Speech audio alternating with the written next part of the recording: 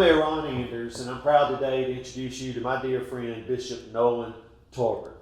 Bishop Torbert, we are our first guest for One Conversation, which is a part of the Mayor's initiative of One Auburn that we started earlier this summer. Currently under One Auburn, we have One Read, and we have over 20 different groups of people who are reading books, discussing race and racial reconciliation and racial unity amongst the city of Auburn. And we look forward now to beginning our One Conversation series, where we will talk to leaders in our community about how race has impacted their lives, what their journey has been like living amongst our community, and what are their perceptions about how our community is doing related to race relations. Bishop Torbert, we're proud to have you today, man. I'm honored and humbled to be here. Thank you for the invite. You are our first ever guest, and I can't think of anybody better that could be the first guest for One Conversation. If you would start just by giving the audience a little bit of your bio. Well, I'm Nolan Torbert. I pastor one of the local church here in the city, this great city, Auburn, True Deliverance Holiness Church. I've been here. Our ministry is coming up to the 22nd year. And actually, our ministry got started right here on campus, the campus of Auburn University. And I'm married. My wife, at the time when we started our ministry, my wife was working here on campus. My son was a sophomore at the time, and I was originally from Beauregard, but my wife sort of twisted my arms, and we ended up, moving here. And since then, like I said, we married. My wife, she's a lovely young lady. She finished, I tease her all the time. She's from Georgia. She finished college in Georgia, but she got a job upon completion, graduate here at Auburn University, so I tease her. It'd be a lot of energy in our house at the time. But I have a son and a daughter. My son is a graduate of Auburn University. My daughter is a graduate of Troy University. They both here in the city. Have one little grandson, 4-year-old. We was getting old. We thought we was going to be playing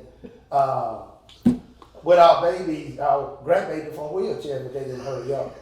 But my son and daughter-in-law got caught up in their education, and I guess it was a good thing. But that's how it is. And we here in Auburn. We been here in Auburn now a little over 25 years. We just love it. And originally from Beauregard.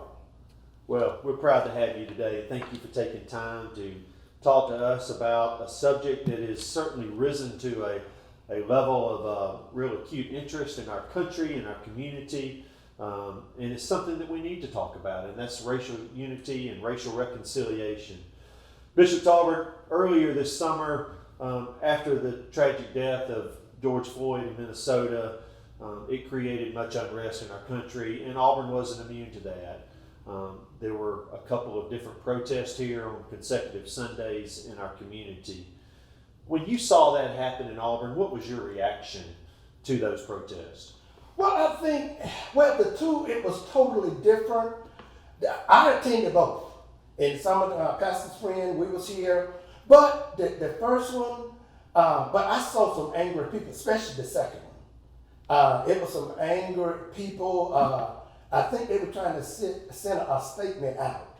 But I think it was awakenings, because I seen the leadership step up here. I seen leaders throughout the community. Everybody began to just come together. I'm really proud of Auburn.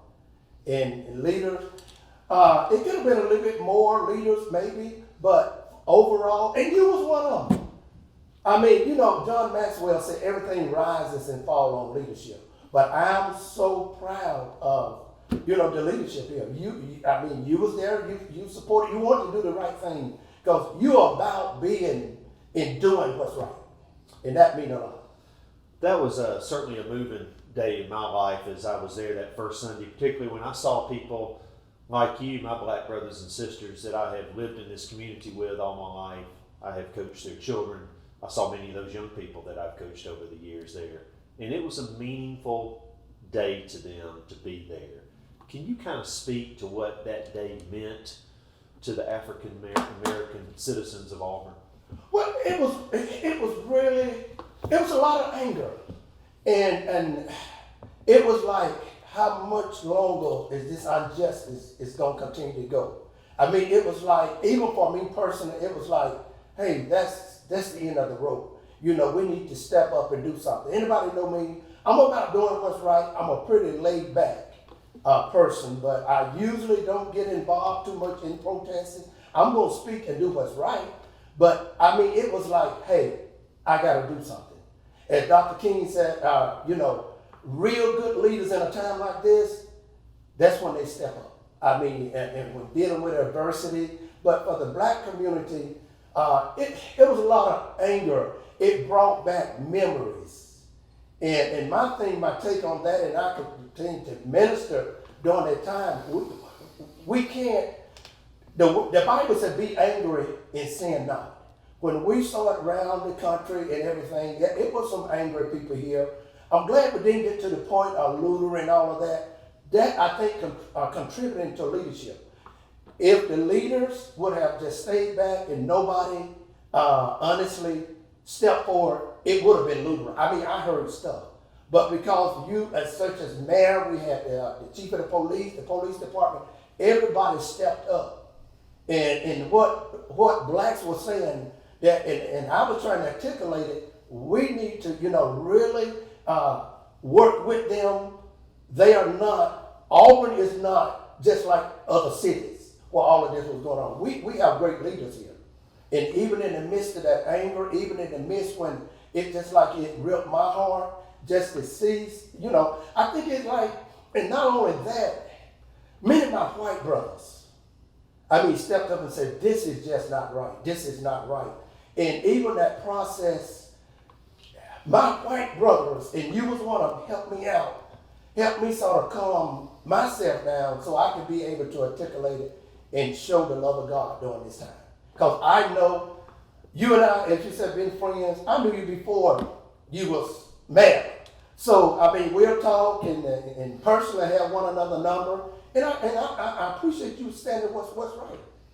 When you take that day and then you a couple of weeks, maybe a month passed, and then you and a number of other pastors in the community had a service of lament and reconciliation in the Gay Street parking lot here on a Sunday afternoon. Can you kind of talk about what that day and that event meant to you? I think it was very empowering. It's equipped us as leaders for the next level. And I'm so grateful we had it there, other than on Toombs Corner. We really want to have it on Toombs at first, but I think it was more empowering. It had more impact with just the leaders.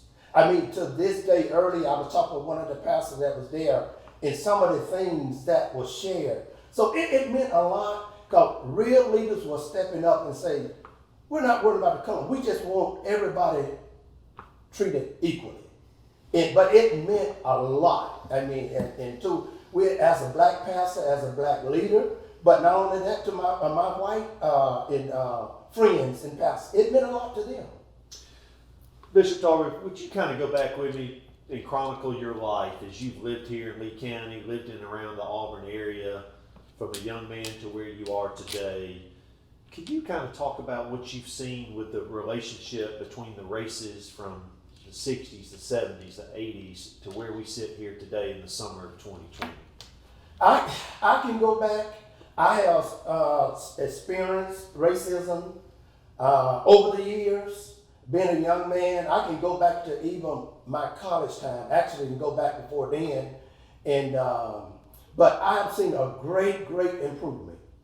I know how I feel to be looked over with a job. Here I had been there almost 2 years at Southern Union, where it was over like a technical college. A job came available, and I was more than qualified for it. I was qualified, but then they picked a guy, a young, very nice, he was a white guy, and dropped out in the 10th grade. But his dad had connection with someone that worked there. I was at West Point Stevens. But they went out on the outside. He wasn't even working there. They brought him in on the job. And it didn't feel good. I went to HR. And I say this, but it really, that moment shaped my destiny. And even as a young man in college, I realized what God has for you is for you. And it didn't feel good. I really got anger. The human resource manager, he apologized. He said he would go check into it. But I transferred to a whole nother division. And that opened the door for me. as far as getting promoted and different things of that nature. I mean, I've seen different position in management. I was the first young America in various positions. And I worked there 25 years. And but I've seen some things happen. We moved here to Auburn from Beauregard to Auburn, and we moved in a predominantly white neighborhood. Great neighbors, every one of them practically. I think it's that one couple worked at the university. Everyone that on the street, basically great neighbors. But we started noticing that cars, unmarked police cars, was in the area. They started parking a few doors down. My neighbors, my wife, like I said, we knew a lot of my wife worked with some of them, and they was wondering, they said they never had that problem, but they didn't know. Here we were strangers, and you know, my son at the time, Dan, was 16, and they didn't know what to expect. We laugh about it. One of the older couple, they both 80-some years old now, and we laugh about it. They said, no, we didn't know what to expect. You had a teenage son, and so we laugh about it. They was great neighbors. But they weren't sure up front. They wasn't sure up front, but we proved ourselves. I mean, you know, the principle, number one, we set an example. Parents set an example for their children. But I remember one time we came out, short after I moved, and we moved there, and I asked about parking. I saw other cars parking on the street. I came out. We had 3 tickets. My car, my wife, and my son had 3 traffic tickets. We went to take notes in Cul-de-sac. I literally walked. It was about 8 more cars. I never will forget it. And to see that they have tickets, you know, they didn't have it. I immediately called the chief of the police. And let me say this: relationship is strong. Every chief since I've been here in Auburn, we have had a relationship. Open no policy such as yourself. Relationship is powerful. I brought it to their attention. He ripped the ticket. He called me up here to the police department. He ripped it up, and it was a young rookie. He didn't, you know, he was trying to, I guess, get points. But because of relationship, I mean, that was great. I mean, you know, you look at my son graduated from right here on campus, Auburn University, and shortly after he wanted to get a new car. He had, you know, working for it, got a good job, and so I went up to King Ford in Opelika, with the Ford place, and got a new car. Before we can get off the lot, he was pulled over. But we got right back into Auburn. Just crawled back over in Auburn good. And he got pulled over. He showed him registration, new car, no problem. Then 3 days later, got pulled over again, and no problem. And then about a week later, and you know, it was sort of like, is this racial profiling? And I know, you know, but things of that nature, but yet still, I'm seeing things changes. And I got ready to speak with the chief again. One of the policemen, several of the police, when I used to work out together, that's one thing, I have a great relationship. I admire the police department here, the leadership. I know a lot of them personally. And but anyway, I talked with them, but it never happened again because I think I was getting ready. I said, I think I'll have to visit the chief again. But I think one of them sort of went back, no problem. But it was great. I mean, you know. Talking about the police, Nolan, and the world that we live in today, it's a very difficult job to be a policewoman or a policeman, police officer. From your perspective, how does this racially charged world that we're currently living in, how does that impact the day-to-day work of the people who protect us? It's had a lot of impact. It's hurtful. It's stressful. Because I think a lot of, and I know talking to people, and even a young African American, I try to articulate, you know, we're especially in Auburn. You know, of course, you're going to have, so I'm not saying 100% the police is what they ought to be. No, you know, it's some apples that, you know, not sweet as they ought to be, per se, but it stresses them out. But I try to get them to give them the benefit of the doubt. We got great leadership here. And I think sometimes, and I tell them a lot, you got to be able to forgive. Some of them kids, or the grandkids, or the granddad had a bad experience, they're not willing to let it go. You got to be able to trust. I mean, things that happen.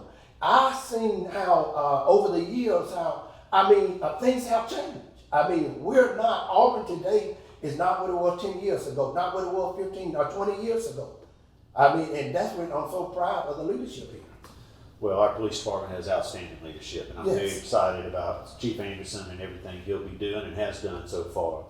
Talk about Bishop Torbert being a minister, and how does the subject of racial reconciliation, racial unity, how do you discuss that in your job each and every day, caring for your flock and leading them spiritually? Well, you know, one thing I strive on, and I'm going to start at the recent, I can go back, but even just a few months ago when the George Floyd issue, in my prayer devotion time, the Lord spoke to me and said, you need to minister on love. I preached 5 messages. And I would get called and say, Pastor, you know, because everybody was hurting. A lot of people was angry, and they said, it really helped. It really helped. So I did a 5-part message on love. Love and forgive. Love and forgive. And I minister that. And I stand on this principle and say, even if you've been mistreated, I don't care about black or white or whoever. God is not, from a biblical point of view, he's not holding you responsible, but how, they treat you, but how you treat them. And so my main thing, I stand on the principle, on the love of God. That you got to love. Nolan, you have served us on the Housing Authority for many, many years, and thank you for doing that. You serve on a board that has white members on the board, along with African American members, and just talk about that dynamic of serving on a mixed racial board, but you're primarily serving African American families in our community. Well, you know what? I'll tell you what. Goes back to relationship. I mean, to me, that's just one of the ingredients. And if you want to develop, a great community, I think the ingredient. I mean, you got to have that relationship. But we just like family. We are just like family. Yeah, we have some whites that serve on it, but we just we can talk about anything. They are great. Yes, we are serving predominantly the black neighborhood, but they have a heart. They really have a heart to want to serve. They are serving. What is your message to those young children, those young teenagers that live in Auburn Housing Authority facilities? What is your message to them about their future and what they can do? Well, the thing about it, I try to get them to see, number one, they got to understand that they have a purpose in their life, their destiny. They can be whosoever they want to be in life if they apply themselves. A lot of times, it's generations and generation.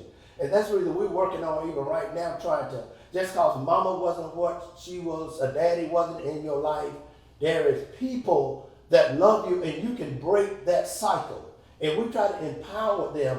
And I know in our ministry, we have all different types of mentor programs. There are churches, at Church of the Highland in the area that comes in and deal with them. And I know and there's other churches in the area, but even as of yesterday, I got a call from one of the members, we networking together. But we're trying to get them, they got to make a difference. I deal with them even about slack pants and all of that. And it just sort of, you try to get them to see, and I tell them, if I was employed, was an employee, and you come to work for me, I would not want to hire you. It's not about, a lot of times, yes, racism, discrimination is real, but it's not, a lot of times they're going to have to apply themselves. But I try to get them to see it, and I minister to them. Our youth group, my youth pastor, we have had even police that come and minister, speak to the kid, get a relationship with them. Since that time, we got young men now want to be policemen. But we try to minister to them to bring about change.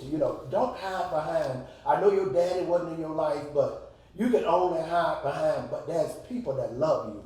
Reach out, accept the love from people.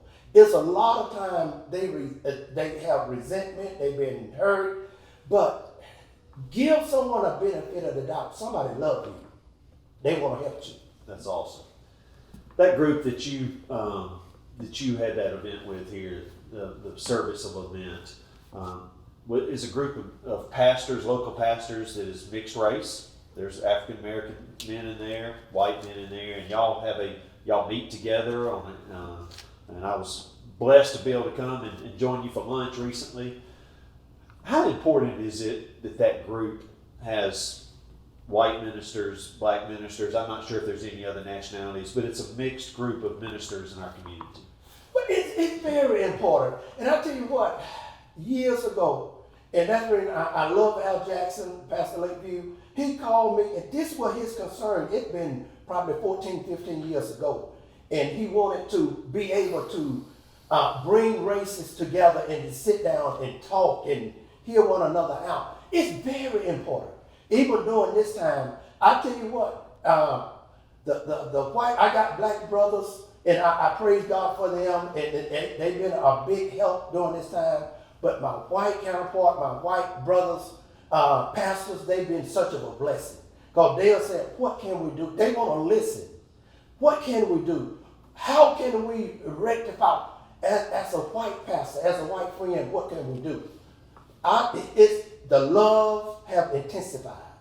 We have gotten so much closer, and we tease one another, and we'll say, I remember Al Jackson, we were talking about it, we said, well, we're brother. And I said, I stayed in the oven just a little longer. He said, well, he got out the oven a little quicker. But we have fun, but we got that relationship. And I think There's trust there. It's trust. I mean, since this time, I'm telling you, when we meet, we got to have a box of tissue. That's awesome. Because we have really loved on one another. Now, what would your message be to this community as we are here, in 2020? We've had it's a difficult time right now. We're working through a medical and health pandemic. We have had social and civil and racial unrest. And what's your message to Auburn as to how we can move forward? Well, I think we can move forward. Number one, I mean, with the pandemic, we just be cautious, wear a mask, and do all you could, sanitize, and just move forward. I know football season coming up. I had missed a year in 40-something years of football. And I'm just hoping everybody could just say, well, you know what? We love football. We're going to be careful if I have to wear 2 masks or 3 masks. And but continue to just be careful, continue to love one another, to be able to, because Auburn, we have a strong community. But to move forward, and I think now I've seen more leaders stepped up than ever before during this time. And I think we are heading in the right direction. We are heading in, and then we got to be able to understand, because if we started focusing so much on the news, we start focusing on what happened in other cities, and then we're going to start looking at, it'll take away what the way we need to be viewing our own city. But we can thrive together, we can move forward with love together, giving one another benefit of the doubt, having a relationship such as we have, sitting down, going out, talking, what can we do? I have gotten a lot of calls. I have, since during this time, especially, and I don't want to sound, and I'm not racist, but a lot of my white friends and pastors have reached out.